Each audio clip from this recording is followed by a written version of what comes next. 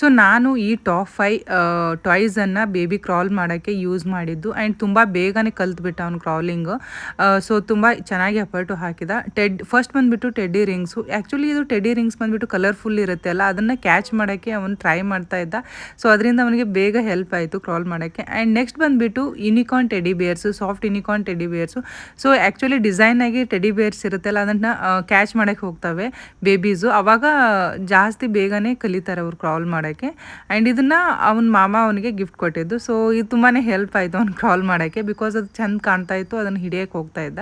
And next ಬಂದುಬಿಟ್ಟು high contrast actually cards, flash cards ಇರುತ್ತಲ್ಲ, ಇದು ನಾನು ಆ್ಯಕ್ಚುಲಿ ಟಮಿ ಟೈಮಲ್ಲಿ ಯೂಸ್ ಮಾಡ್ತಾ ಇದ್ದೆ, ಈಗೂ ಯೂಸ್ ಮಾಡ್ತಾ ಇರ್ತಿದ್ದೆ.